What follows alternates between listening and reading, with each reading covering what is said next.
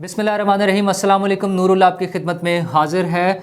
परवेज़ मुशर्रफ पे तनकीद भी और परवेज़ मुशर्रफ की बाकियात से फ़ायदे भी उठाने हैं और मदीना वाले वाक़े के बाद भी सबक नहीं सीखना बल्कि वैसे ही वाक़यात दोबारा होंगे, दुनिया भर में होंगे, ये दावा कर रहे हैं इमरान खान साहब। उन्हें कोई पेशेमानी और शर्मिंदगी नहीं है, वो फिर यही दावा फरमा रहे हैं।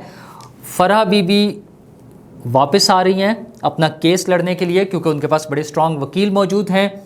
घर से निकलने नहीं दूंगा, ये धमकी दे रहे हैं वज़ीर दाखिला पाकिस्तान के राना सनाउल्लाह साहब उन लोगों को जिन्होंने लॉन्ग मार्च करना है। और उसका जवाब दे रहे हैं शेख रशीद साहब, वो तो कमाल के आदमी है ना, कभी कुछ और कभी कुछ, वो उसका जवाब दे रहे हैं। नून लीग और पीपल्स पार्टी का पंजाब में पावर शेयरिंग, जिसको वो खुद बर्डन शेयरिंग भी कह रहे हैं, पावर शेयरिंग का फॉर्मूला तय हो गया है। सस्ता आटा हमें कैसे मिलेगा, ये वज़ीर आज़म साहब बता रहे हैं। और IMF से मुआहदे की जो तफसीलात हमें बताई जा रही हैं उसका क्या मतलब है, वो मुझे और आपको, हम सबको कैसे भुगतना पड़ेगा। और आमिर लियाकत साहब जो मीडिया में, सोशल मीडिया में और स्टेज पर और हर जगह पे सरगर्म नज़र आते हैं, उनकी बड़ी शोहरत होती है, उनकी शोहरत के फिर चर्चे हो रहे हैं।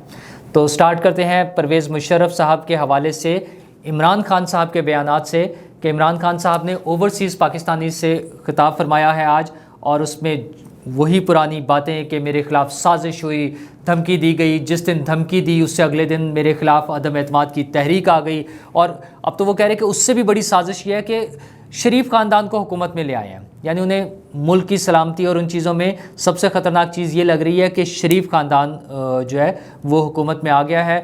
और वो फरमा रहे हैं कि जैसे मदीना में जो वाक़या हुआ, एक तो उसका कह रहे हैं कि हमें तो पता ही नहीं था कि हुकूमत के लोग उस दिन मदीना में गए हुए हैं। आपके अपने दौर के वज़रा, आपके करीबी साथी एक दिन पहले फरमा रहे थे कि देखिएगा कि इनसे मक्का और मदीना में इनका क्या हशर होता है, और वो उस अगले दिन हो गया। और खान साहब फरमा रहे हैं कि हमें तो पता ही नहीं था, हमें और उनके अपने साथी वो प्लानिंग में सारे शामिल हैं, जिसके हवाले से बात हो रही है। खैर, वो इससे सबक नहीं सीख रहे, ना इस पर शर्मिंदा हैं, ना इस पर नादम हैं। वो अभी भी यही फरमा रहे हैं कि जैसे मदीना में ये वाक़या हुआ है, मस्जिद नबवी में जो वाक़या हुआ है, सारी दुनिया में इनके ख़िलाफ़ इसी तरह चोर और गद्दार के नारे लगेंगे। तो वो उस नफ़रत को मज़ीद हवा दे रहे हैं, अपने लोगों को यही बता रहे हैं कि आप यही काम करें, दुनिया में हर जगह यही काम करें। और अमेरिका के ख़िलाफ़ खुद तो कुछ कर नहीं पा रहे। अच्छा, उनकी अपनी कैबिनेट में खुद वो हमेशा बार बार फरमा देते हैं, आज भी उन्होंने फरमाया, ना मैं एंटी अमेरिका हूँ, ना मैं यूरोप के ख़िलाफ़ हूँ, मगरिब के ख़िलाफ़ भी नहीं हूँ।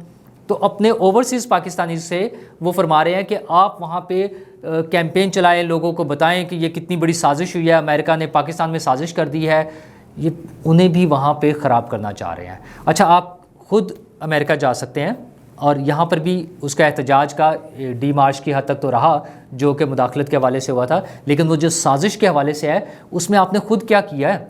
आपके अपने दौर के जो वज़रा हैं और आपके मुशीर जो हैं, मावनीन ख़ुसूसी हैं, वो अमेरिका जाते हैं, सैर करके आ जाते हैं, बच्चों के साथ ईद गुजार के आ जाते हैं। अभी शहबाज गिल साहब गए थे ना, तो वहाँ पर एहतजाज फरमाते, वहाँ पे चले जाते वाइट हाउस के सामने खड़े होकर, या जहाँ भी वो मुनासिब समझते हैं, जहाँ से साजिश हुई है वहाँ पर खड़े होकर एहतजाज करते। उसका तो वो नाम नहीं लेते। उनके अपने लोग, इमरान खान साहब के अपने जो लोग हैं, मेन लोग हैं, वो अमेरिका के सामने बोलना नहीं चाहते और अवाम को चाहते हैं कि वो लड़ें, और उनके लिए चाहे उन्हें उसकी कोई कीमत अदा करनी पड़े, चाहे उन्हें कोई नुकसान उठाना पड़े, लेकिन वो इमरान खान साहब का इक़्तिदार का रास्ता हमवार करने के लिए लड़े, लोगों से लड़ें, अपने लोगों को गालियाँ निकालें, अपने लोगों को बुरा कहें, अपने लोगों को गद्दार कहें, लेकिन उनके इक़्तिदार का रास्ता हमवार कर दें। और इक़्तिदार में कैसे थे?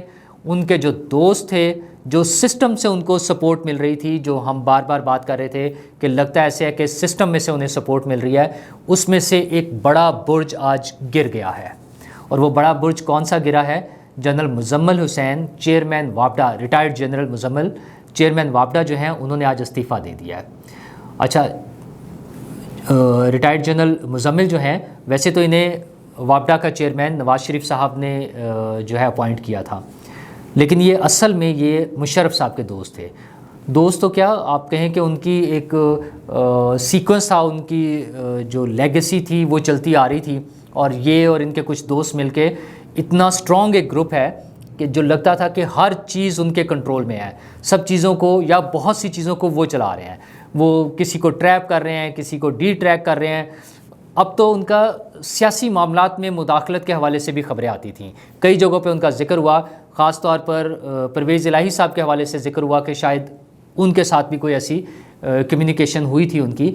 تو جب ادارہ اپنی طرف سے بار بار اے پولیٹیکل ہونے کا دعویٰ کر رہا ہے، اور وہ ہیں، وہ نظر آ رہا ہے کہ وہ اب سیاست میں ان کا کوئی تعلق نہیں ہے، وہ سیاست سے باہر ہیں، سیاست سے الگ ہیں، تو یہ جنرل مزمل صاحب جیسے لوگ وہ تاثر دینا چاہ رہے تھے کہ شاید ادارہ جو ہے افواج پاکستان وہ کوئی ایز انسٹیٹیوشن ایک پولیٹیکل پارٹی کی حمایت کر رہے ہیں، جو کہ ظاہر ہے فیئر نہیں ہے، کیونکہ ان کا کام تو کسی ایک سیاسی جماعت کی حمایت کرنا نہیں ہے، وہ تو اس ملک کی سرحدوں کی حفاظت کا کام کر رہے ہیں.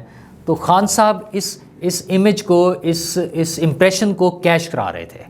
وہ جو سارا ان کا زور تھا وہ انہی چیزوں پر تھا جس کے سر پر وہ ابھی تک اترا رہے ہیں. وہ نظر یہ آ رہا ہے کہ انہیں جو سپورٹ کا نظر آتا ہے امیج یا امپریشن، وہ ایسے ہی لوگوں کی وجہ سے ہے. تو آج چیئرمین واپڈا کا استعفے کا انہوں نے اعلان کر دیا ہے، اگرچہ وہ ابھی بھی خوش فہمی کا شکار ہیں. وہ کہہ رہے ہیں کہ جب میرا استعفیٰ منظور ہو جائے گا تو پھر میں بتاؤں گا میرے استعفے کی کیا وجوہات ہیں، اور میں نے بڑے کام کیے ہوں گے بطور چیئرمین واپڈا. اتنا لمبا عرصہ تھا، عمران خان صاحب نے انہیں ایکسٹینشن بھی دی تھی اور ابھی تو ان کا ٹینیور باقی تھا، لیکن اب انہیں نظر آ رہا تھا کہ وہ ان کے لیے کنٹینیو کرنا مشکل ہوگا، اور اگر وہ استعفیٰ نہ دیتے تو شاید ان کو موجودہ حکومت سیک کر دیتی، ان کے عہدے سے ہٹا دیتی.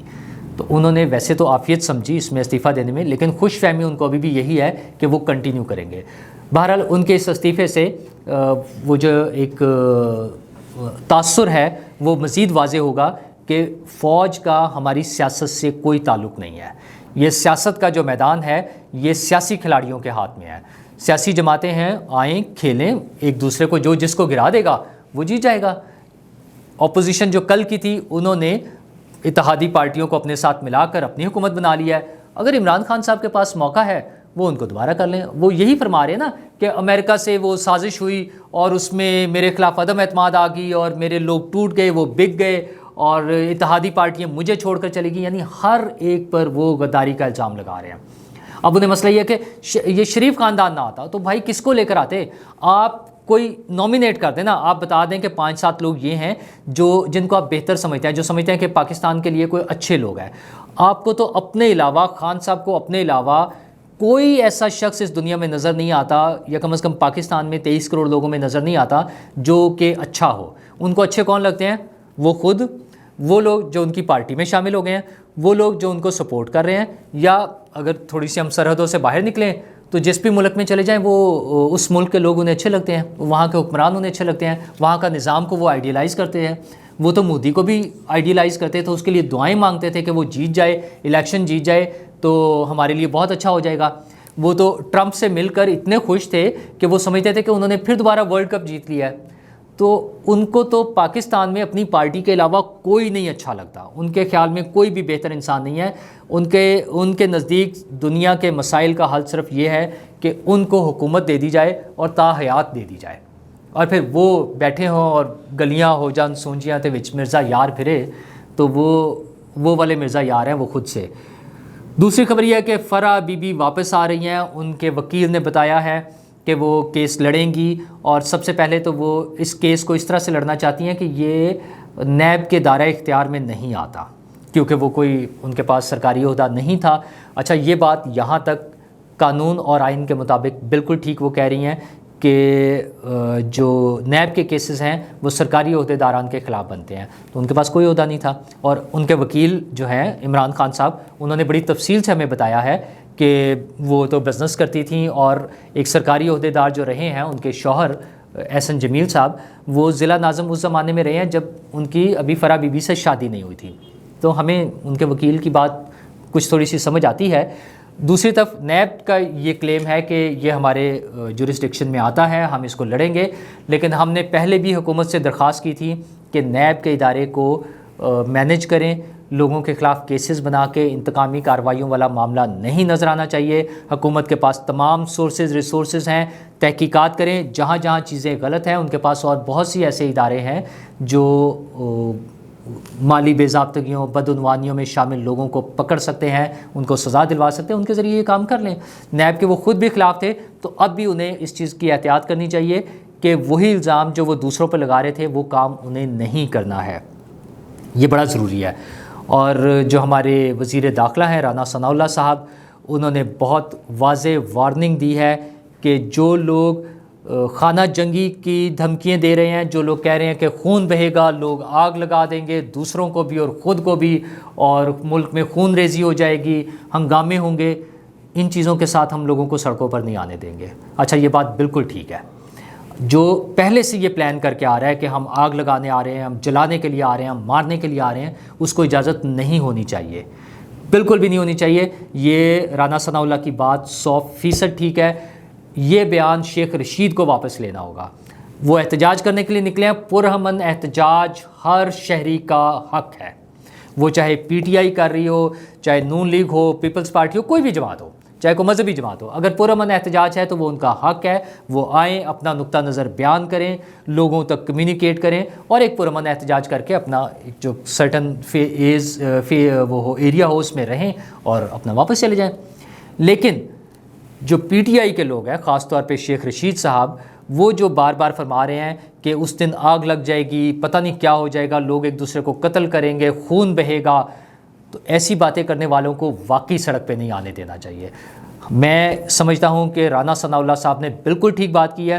ہاں، اس کے لیے جو قانونی کارروائی ہے وہ اس کو پوری کریں، اور اس کے بعد ان کو اگر سختی سے روکنا پڑتا ہے تو سختی سے روکیں، کیونکہ لوگوں کی زندگیوں کا رسک نہیں لیا جا سکتا۔ جو پارٹی یہ پلان کر کے آ رہی ہے سڑکوں پہ کہ ہم لوگوں کو قتل کروانے کے لیے آ رہے ہیں، لوگوں کو آگ لگوانے کے لیے آ رہے ہیں، تو ان کو اجازت نہیں ہونی چاہیے۔ شیخ رشید صاحب نے اس پہ خیر وہ جو کہہ لیں کہ آپ جوکر کے طور پہ ایک بیان دیا ہے، جیسے وہ فرماتے ہیں اکثر، پہلے کہہ رہے تھے کہ جیل میرا سسرال ہے اور میں نہیں ڈرتا، اور مجھے بتائیں کس شہر میں گرفتاری دینی ہے، تو پھر اپنی ضمانت کرانے چلے گئے۔ اب وہ آج پھر انہوں نے فرمایا، انہوں نے کہا ہمیں آج ہی اٹھوا لیں۔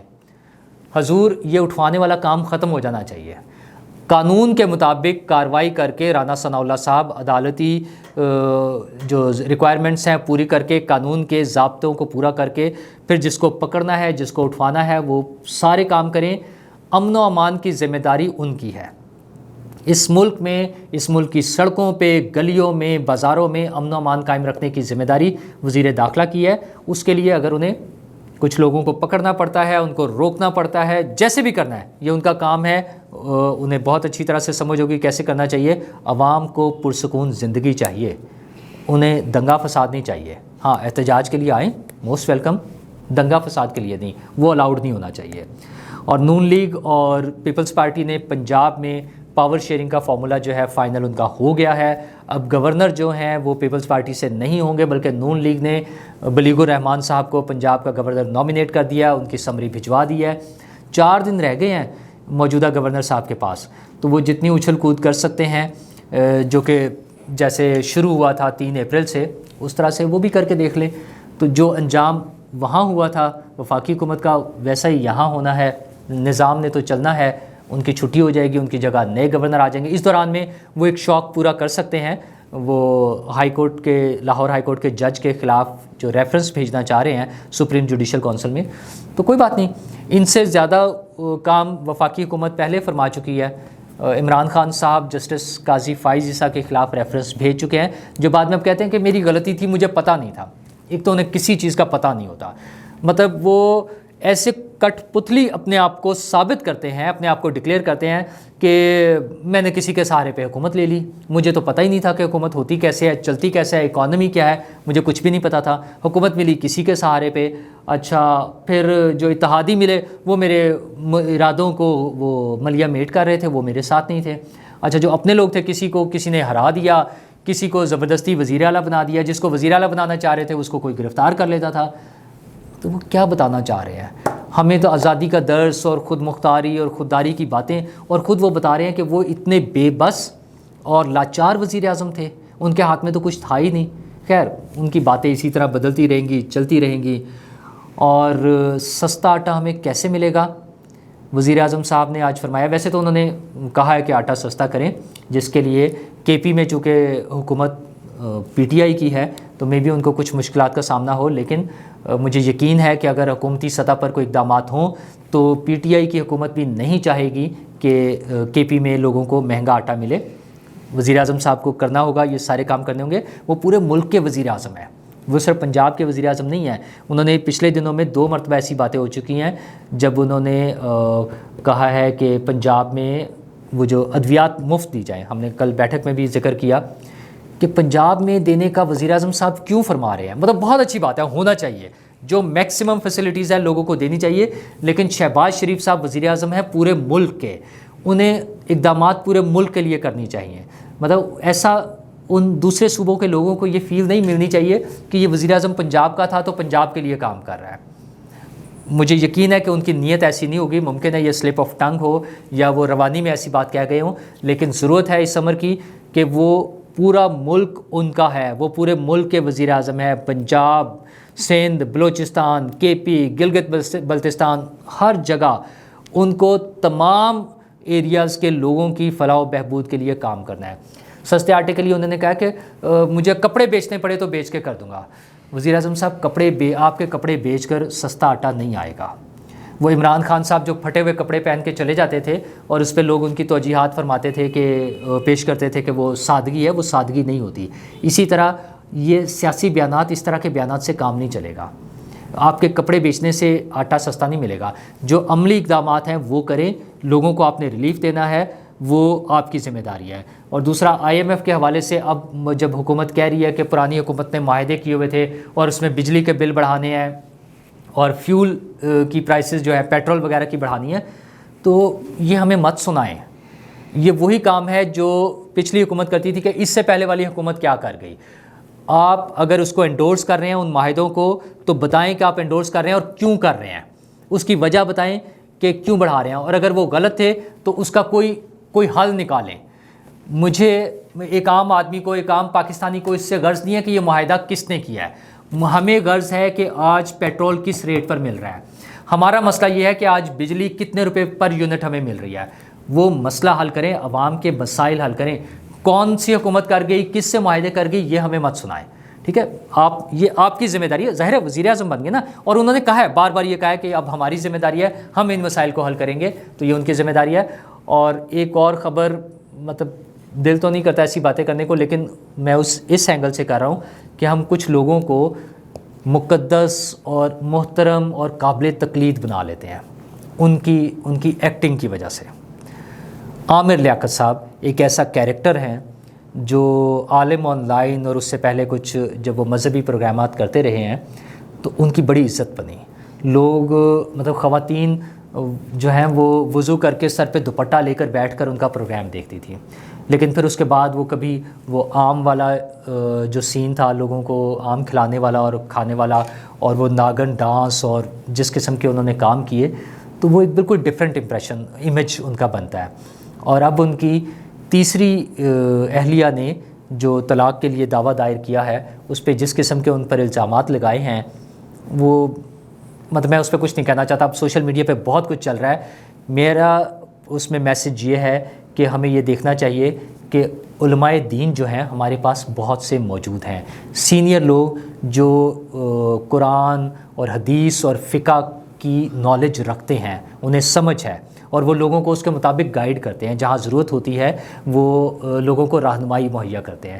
تو یہ لوگ جو ایکٹنگ کے لیے آتے ہیں, جو ٹی وی ڈراموں کے لیے آتے ہیں, مطلب ان کا پولیٹیکل کیریکٹر بھی ایک پارٹی پھر دوسری پارٹی, پھر ایک کسی کے قدموں میں جا کے بیٹھ جانا, پھر اس کو گالیاں نکالنا, کبھی عمران خان صاحب کی تعریفیں, کبھی عمران خان صاحب کے خلاف بیانات, اور کبھی یہی کام زرداری صاحب کے ساتھ.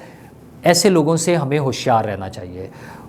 جو لوگ جس کام کے لیے ہیں, ہمیں مذہب کے حوالے سے ہمارے ملک میں ماشاءاللہ بڑی بڑی مذہبی شخصیات موجود ہیں جو ہماری ضرورت کے مطابق, انسانی ضروریات کے مطابق جہاں ہمیں ضرورت ہوتی ہے, مذہبی حوالوں سے ہمیں رہنمائی مہیا کر سکتی ہیں.